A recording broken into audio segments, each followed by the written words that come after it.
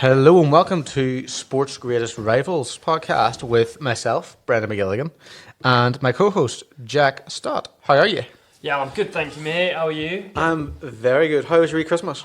It was alright, same old, really. Just, had everyone over. I didn't even get read the night before Christmas this year, so that was a bit disappointing. Oh, man. But besides that, it was a good time. We had, just had loads of family over and all that. How about yourself? Me, I had the beautiful sights of going home to Derry and going to Barcelona. Oh, Two yes. contrasting. How was that? Oh, it was lovely. New Year's in Barcelona? Lovely. Yeah, I bet it doesn't sound too bad. Lovely crap. Yeah. English summer weather over there. Yeah. But it was pretty dry, pretty warm. Nice. Loved it. I'm very jealous. Sounds ideal. To all our listeners, we are here once again to talk about a great rivalry. This one, obviously, is arguably, would you say, the biggest football rivalry in all of England? It's up there, definitely. It's got Yeah. So this weekend, Sunderland are playing Newcastle in the FA Cup.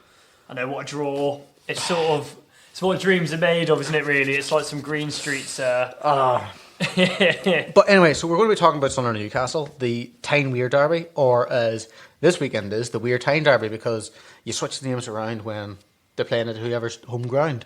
So, first off, what's your history with the rivalry?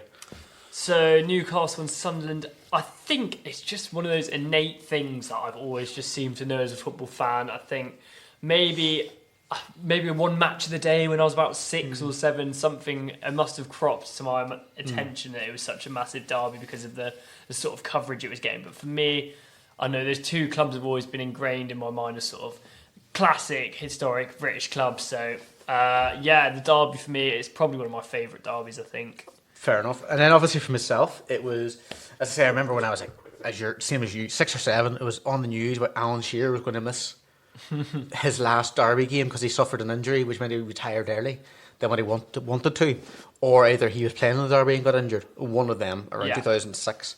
But obviously I used to live in Newcastle. I used to experience the derby once. Oh yeah, take us through. How was that? It was mad. I was actually working that day. I didn't get to watch the match live, but it was absolutely mad. It was around 2015. It was the first year I was there in Newcastle. But yeah, like this whole place was buzzing, just buzzing with energy. And then when the second game was in Sunderland, obviously it was a wee bit less buzzing, but you could still tell, geez, there's a big game on here. It's a big thing. So yeah, it was absolutely massive. So look, as we say, big game this weekend. We're going to get into now the history of the two clubs. So, Jack, can you take us away with the history of the mighty Toon? Right, so the Toon Army, they're formed. There was two clubs in Newcastle, and that was originally the big derby. Was in the town. I think it's a similar story in Sunderland as well. But the first is the East End, Newcastle East End versus Newcastle West End, and were they good at plays? Yeah.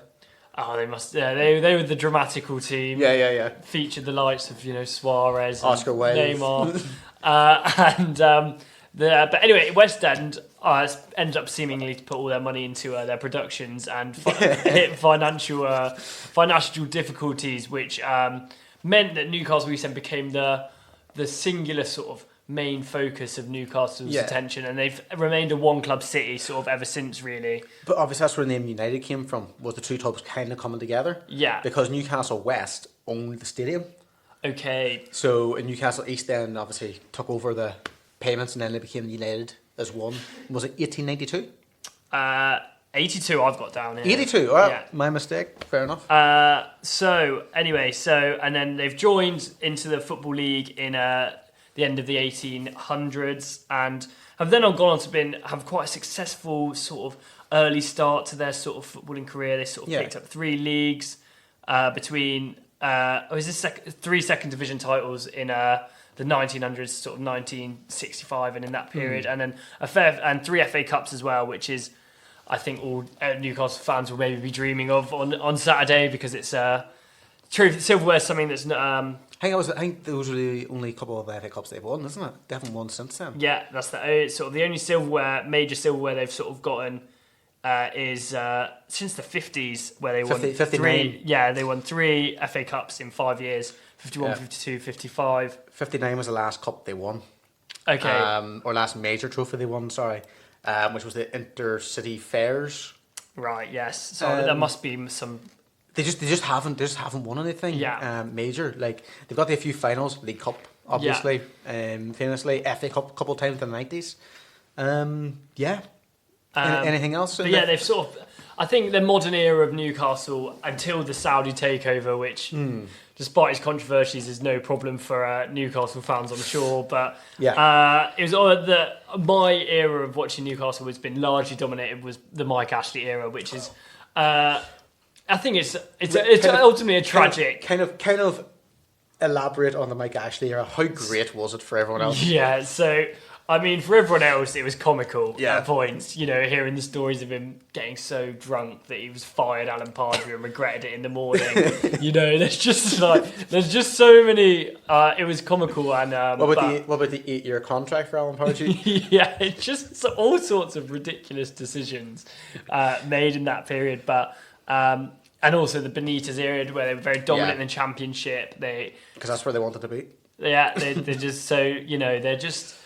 I think it was a very quick demise of one of the sort of elite of English football clubs, and it's quite a sad story, really, regardless of your opinions on the team. Of a club super fan, sort of a club's whole nature being damaged by one particular businessman or owner is, and you can see it all the time. But it's a sad reality of football these days. Exactly, yeah. But look, they also had the 90s. The 90s were an incredible time under Kevin Keegan. Yes. Of course. They've almost won the league twice. Yeah, the Shearer sort of that end of 90s, that Shearer era, they had some unbelievable players, but they could never quite get it over the line, which is a shame. It's because they really would have loved to. Yeah, exactly. They would have loved to. That would have been sort of the biggest crowning jewel, but you never know. It might not be far away now. Get Eddie Howe out. Who to bring in? Who are you bringing in? Who's on the market? Steven Gerrardson. Yeah, exactly. Some elite manager like that. Yeah. And then obviously we'll talk about this just briefly because it's not about what the podcast is about. You're talking about the new ownership. So how do you think that will go? Like, it's came in, it's been obviously controversial to most clubs. To quite a few, sorry, not most clubs. But yeah, like, it's a new era. The PAF era, as it's been called. So how do you see that going?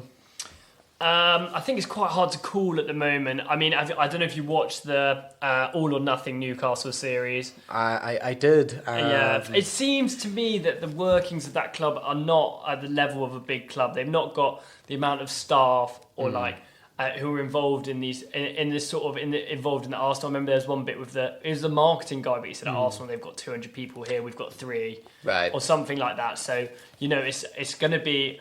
It's going to be a longer process. I think last season maybe gave fans the idea that it was going to be instantaneous. And I mean, to be honest, I'm saying this City basically did it in sort of a 5-year span. So, you never really know. And it's just going to depend on how much money they're going to be willing to spend. And I mean, they've spent a lot already, but are they going to bring in any marquee sort of generational talents into Newcastle? I don't know if it's got that draw yet, but I think anywhere if money does. Yeah. And I think, getting on to that, I think you'll see now when we talk about Sunderland how that worked. Yeah. Do you know what I mean? So, look, I'll just dive into the history about Sunderland. So, Sunderland, they're founded in 1879, so before Newcastle, so older team. Obviously makes them better. By a schoolmaker called James Allen. It was originally Sunderland and district teachers. So it's just for teachers initially. But then they obviously dropped that a year later and they became Sunderland AFC in September 1880. Now, they joined the Football League in 1890-91 season. And they won the league in 92, a year later. They're that kind of dominant. They were renowned for being probably arguably the best team around that era. So they were. And they won quite a lot. Here's an interesting fact for you. Go on. So, 1893, they were the first team to score 100 goals in the season. Right. Something no team would achieve until 1920. That's again. Pretty. So, fair play to them. Yeah. They'd won their 4th league title by 1902 and all that. Then they got their biggest win in 1908 against Newcastle, which was 9-1. Oh, yes, I did see this in my research. Yeah. Now, also around this time, in about in the 1930s, there was an unfortunate event which led to a massive rule change in football. So you know way people talk now about today about keepers being too protected. It kind of all started from a young man called Jimmy Thorpe getting killed in a game. Okay, yeah. So he lifted a back pass, but a Chelsea player kicked him. And he played the game on, but the amount that how powerful the kick and how much impact it had killed him that night. Because he never got checked out. They then won the FA Cup in 1937. So they did. But after World War II, what was their nickname? Oh, was it the movers? Close, but it's the Bank of England. Oh, right. Okay, sorry. So go on. basically, what happened was no, you're fine. What happened was they became known as the Bank of England club because they were spending so much money compared to everyone else. Okay. Sounds like a certain North East club now. Yes, yeah. So all this, so Sunderland can never kind of come out and say, oh, they're spending loads of money, but this Newcastle team, considering that they were previously doing it. But this also kind of led to more success. Now, maybe we'll see this with Newcastle, but in 1957, Sunderland were found guilty of playing excess of players, so they're found cheating financially, which then brought the downfall. Yeah. So they were up there, and then they brought the downfall. Now, they did kind of go between the leagues for a couple of years, but then they won their last major trophy in 1973, just after, obviously, Newcastle. Yeah. They won the FA Cup against Don Revie's Leeds, one of the biggest teams in England. But what was kind of big about it was they were a second division team. Yes. I think they were the first second division team to win the FA Cup. Okay. So it was like a miracle. Big deal, yeah. Since then, they've been kind of floating between Championship, Premiership. Then they got to the 2000s. They had the lowest points total twice in the Premier League, 2003 and 2005. Yeah. So they had 19 points, and then they had 15, and then Derby finally overtook them with 11. Or undertook them, whatever you want to say. But then, obviously, Roy Keane, he came in, he brought them back to the Premier League in 2008 season. Yeah. And since then, they were in the Premiership up until David Moyes, the mighty David Moyes, relegated them in 2017. Was he there, was he? Yeah. I do not remember him managing Sunderland. Took over from Sam Allardyce. Did he? Oh, yeah. What? I had no idea that had happened. So they were flirting around all this time, and then as soon as they get relegated, Chris Coleman took over. Yeah. And everyone knows the famous documentary, Sunderland Till I Die. Yeah. Then they got relegated to League One, and then since then they've started working their way back up. It's taken them a long time, but they're back in the Championship, and they're pushing for promotion again.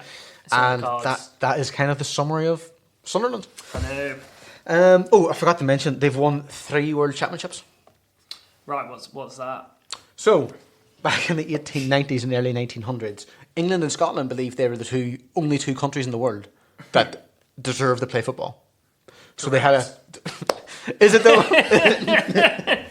So basically they had a World Championship. You know, Americans have World Series and just America. This is a World Championship between Scotland and England. Okay. The winning team of that would play against the winning team of Scotland. That'll be it. So they've won 3 of those. So I think Newcastle can say nothing because they've not won any World Championships. Ah, so true. Do you know what I mean? So we'll move now forward into what we're all here for, which is the actual Tyne-Wear derby or Wear Tyne derby, depending on your preference. So can you tell me the kind of foundations of this derby, please? So it's a derby that's etched in history, I think is the best way to put it. Well put. Yeah, I think, it sort of dates back to the English Civil War, 1600s. Mm-hmm. You see Newcastle sort of take more of a royalist sort of view in the Civil War, and they're very much fighting on that side, whereas you see Sunderland more of the Protestant side of the parliamentarian. Exactly, yes. Yeah. So you see these early battles between the two towns, and probably at this point very small places, and that sort of has become ingrained in the history. And then you also a couple of maybe 100 years later, they see the start of the Jacobite risings, and with Newcastle supporting that, Hanoverians and Sunderland sort of the Scottish Stuarts. Again, just another conflict which is sort of ingrained in sort of a generational hatred between these two towns. So you say that, like, obviously Hanoverians were the Georgians. Is that where Geordie comes from? It must be, yes. I say that it's one of the rumours for Geordie. The other one is they all use the Georgie lamp in the mines. Okay. So it's either one of those two is the reason why. And then Mackham comes from the shipbuilding.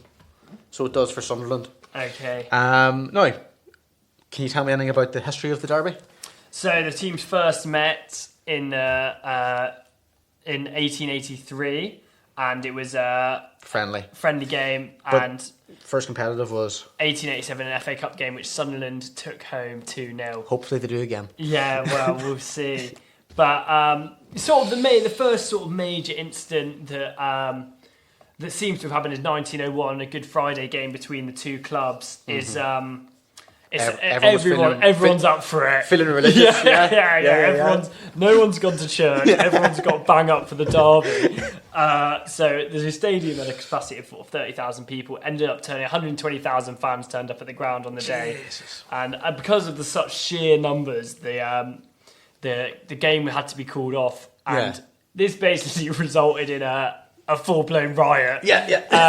Which is one way of dealing with it. But there was not seen to be lots of animosity between the two sets of fans in this occasion. As in like major. Yeah, exactly. There sort of seems to just be one combined force against whoever called the game off. The North East feed the place. Yeah, exactly. So anyway, so that was sort of the first sort of time we've seen a real sort of the heated conflicts that have sort of become associated with the game.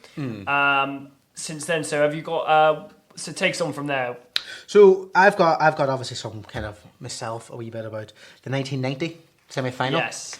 Now, obviously we're touching on the big events. There's obviously little stuffs in between, with the rivalry of both clubs being so successful as well. Because like football in England is renowned for North East. Yeah. You got Gaza, you got Shearer, you got all this. Yeah. You got renowned players. Both Charltons. Yeah. All coming from North East. All so great at football. Yeah. Lewis Miley. Okay. The love that they have for the game up there, the passion they have is so strong. Do you know what I mean?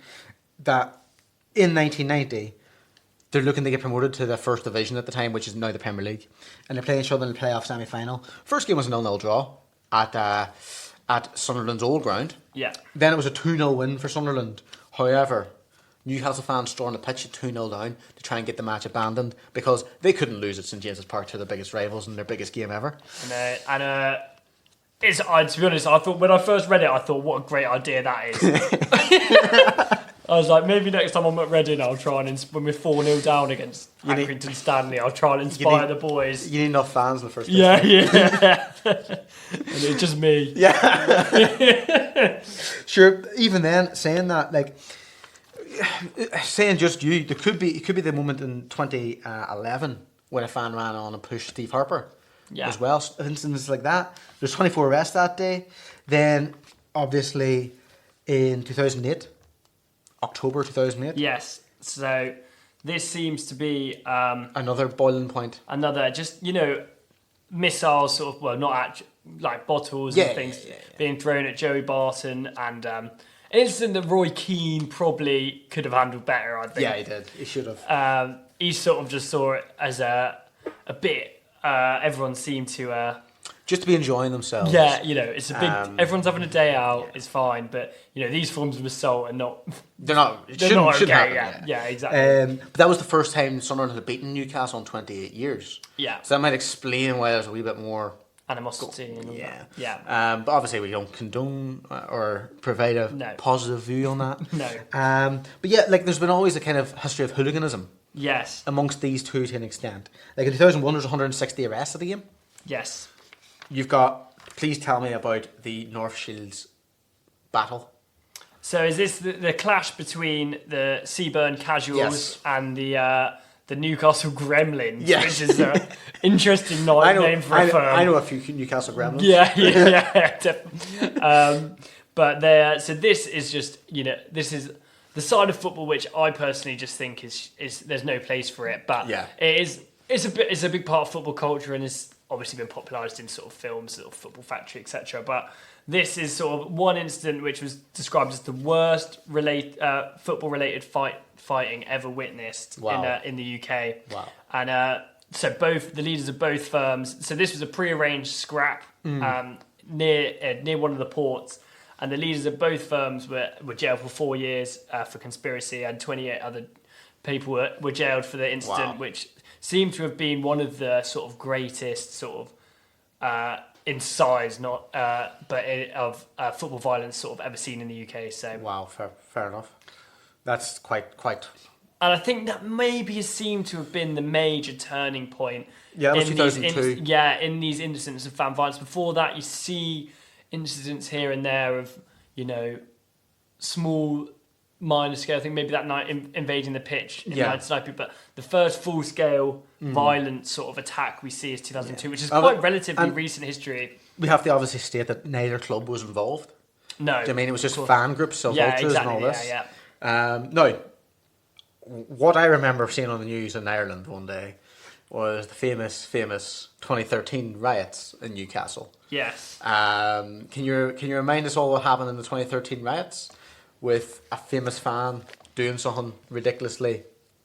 Yes, the riots on the street. Oh, so the riots on the street in Newcastle. It was I think was it Sunderland beat them. Sunderland had beaten them. Yes, and there's one famous photo which I think we'll always will go hand in hand with the derby is the picture of the Geordie punching the horse in the face. Yeah. Because the horse's fault, wasn't it? Yeah, exactly. There's just, it's completely ridiculous to be honest. I mean, but it's an iconic photo, I suppose, and it sort of maybe defines the derby in some sense. It sort of seems to me that this whole derby has sort of a collision of the two teams, and also both teams sort of fighting against the decisions of Northumbria Police. So, well, going into that, we can move on to the bubble. Yes, so that's what was springing to mind. Exactly. Yeah. What's this bubble? Because I remember experiencing. I remember seeing my friend, who's a diehard Newcastle fan, probably listening. They're useless. Anyway, the whole thing is he started talking about the bubbles because he would go to all the games as a season ticket holder. Yeah. And he would go down to the Sunderland game. And then what was the bubble system? Okay, so the bubble system was that because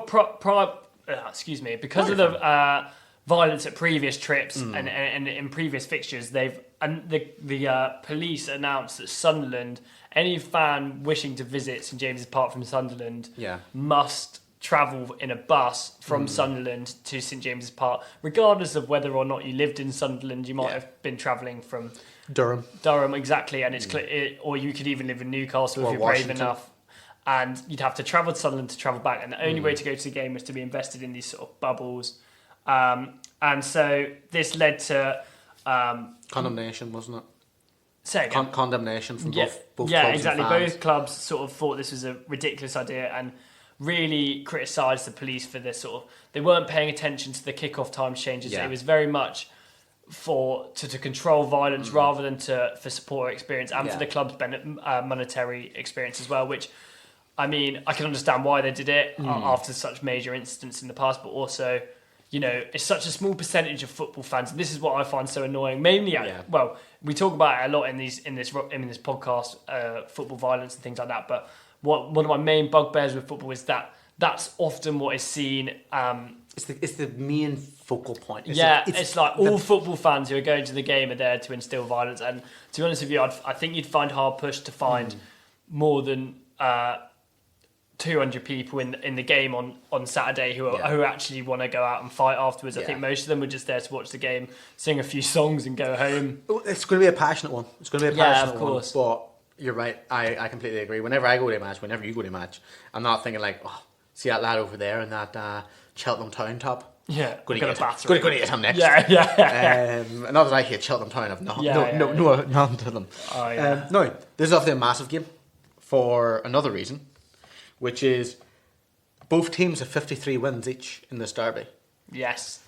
And 50 draws. 50 draws. And this game has to be settled. Yeah. Technically, over two legs. Nope. It's not. So I think there's a replay. They've got rid of the replays. Oh, have they? Until I think is it the quarterfinals or fifth round now these days. So we've had them in the previous rounds. Had them in the previous ones, yeah. But because of the schedule of the big teams, you have to try and get through it. So basically, this is like a one-off winner takes all game. Yeah. Which will be interesting. So the 53 record, someone's losing it. Yeah. I know. Who do you think it's going to be? Oh, Newcastle's in horrible form. I know. I do think they've got enough class though. Their team, they've got a lot of injuries, but I think. Do you know what? I'm going to say it. Sunderland. It would be a big upset. It's at Sunderland to win. I know. Sunderland at home, Sunderland to win, Sunderland new manager. They've won 3-0 there against Preston, or 2-0 against Preston. Obviously, Michael Bale just come in. They got a good young squad. The only thing they're missing is a striker. Yeah. They got a. I can see someone sneaking it. I know. I think Newcastle are going to be so up for it. I think they're going to be This so is the thing. up I think because of all the money coming in. I think they want silverware, and there's going to be a lot of pressure on silverware this year. I think if Eddie Howe doesn't want it, he'll get sacked. I think he's going to get sacked if he goes out on the weekend. I think that could be it, to be honest. Yeah. Which would be harsh. I think it would be harsh, but I can see it. Yeah. So we'll just summarise with this question. Now, has your opinion changed of the two clubs? No. I think I still like Newcastle. There's always something about them. I just think their support is just absolutely unbelievable sometimes. It's the only top division game I've seen this season is Newcastle Man U. It was in the cup, but the support that Geordie's brought to Old Trafford was something else. It was a spectacle, to be honest with you.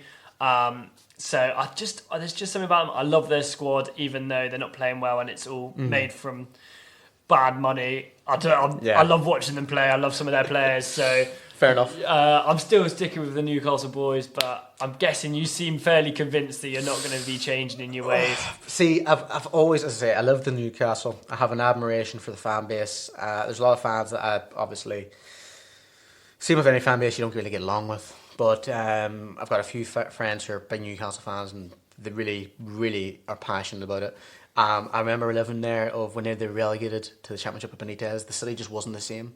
Like, they care so much about it. Yeah. And it really made me feel like this is what football should be. Yeah. And I really, really admire that. I really admire that about Sunderland too, because it's the same thing. But, like, being honest, I went to a lot more Sunderland games than I did Newcastle. When I lived in Newcastle, really? I would go down. Like, I had a soft spot for Sunderland. Yeah. I had a soft spot. I liked Roy Keane's era. Yeah. I always kind of just liked Sunderland for some reason. Maybe it was more because I liked annoying Newcastle fans. Yeah. It might have been the reason. I think I went to more Gateshead games than I did Newcastle games. Yeah. But the whole thing was, like, I just have a very soft spot for Sunderland. No hate towards Newcastle, but Sunderland are kind of a nicer wee team for me. But yeah, look, we appreciate everyone listening. That has done so far. Yeah, thanks so much, guys. Thank you very much for all the kind of comments that we've had, and we've listened, and we're going to do those shows as well, which are looking at Boca Juniors and looking at Ireland and England, looking at all that kind of thing. So, look, we appreciate your time, we appreciate you listening. If there's any more requests that you want to have, send them in, and we'll get them done. So yeah, thank you very much. Enjoy your day. Brilliant. Thanks very much, guys. Cheers.